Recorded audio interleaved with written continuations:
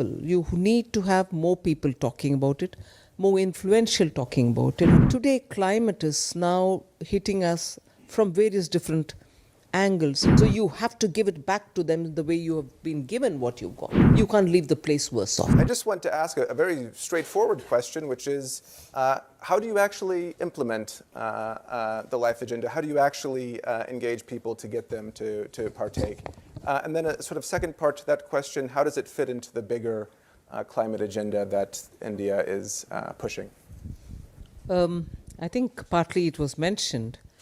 Repeated persuasion, repeated speaking about, and speaking about issues which you think are commonplace, but repeated speaking by people who hold positions, by people who are responsible, by people who can really catch eyeballs. That's where, and that is why I think most advertising campaigns for very mundane things catch hold of top icons to support the idea. That's the principle. You need to have more people talking about it, more influential talking about it, more influential people talking about it, and it should almost, it's not a good word to use, but cult-like conduct is required, because today climate is now hitting us from various different angles, hitting us in everyday life. Since you asked me a question, if you were indulgent enough, I can take 2 more minutes to answer this question. During the pandemic, the conduct which was required till you got a vaccine, until such a time you didn't know how to handle it effectively, public support was literally mobilized. Why did in India, for instance, people all came together to light a lamp at a particular time? Because the Prime Minister asked. Or why in Italy, and this I've seen in newspapers, anyone can please correct me, people were standing out in their balconies and probably playing their music or singing a song all at a particular time. These are public ways of showing that we're all together for a common cause. And that cause needs to be reiterated every now and then.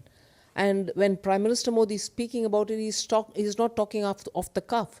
He's somebody who actually picked up on these issues when he was a chief minister of a province. And one particular very useful example, very, very important example, the state in which he was the state, meaning the province in which he was the chief minister, elected chief minister, is literally on the topic of Capricorn, a dry state which doesn't receive much rainfall, but when it receives, it is scattered and it doesn't get accumulated into some reservoir or anything like that. And the crops that were grown there also depended on water coming from somewhere else. The water table was going down. The chief minister at that time, and now our prime minister, went village by village, telling the farmers, please don't use bores. You know, in India we have a bore well, where every individual who has got a 5 cent of a land can literally bring in some equipments and drill water going down to 300, 400 feet, in some places 800 feet, and expect water to be brought up by force, use electricity for that, and for him, he would have access for water. But the neighbor would be depleted. Even that little bit of water he had, he wouldn't have it anymore. So this had to have collective coming together at the ground level. No law brought by the state could have been effective. He moved from village to village, campaigning with people to say, please, for collective good and for restoring the water table, we need to do it for the state. And would you believe it? It succeeded. And even today, Gujarat benefits from it.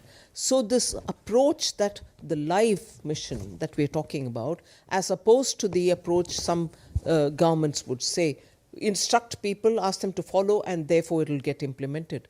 His approach and the life approach that we're talking about is only when you have at the ground level individuals contributing with conviction that this is being done for all of us. You can succeed, and succeed for something in which, I'll end with this, Mahatma Gandhi, I think, had said, look, we have inherited the world from our forefathers. But don't forget, you've borrowed it from your children. So you have to give it back to them the way you have been given what you've got. you can't leave the place worse off.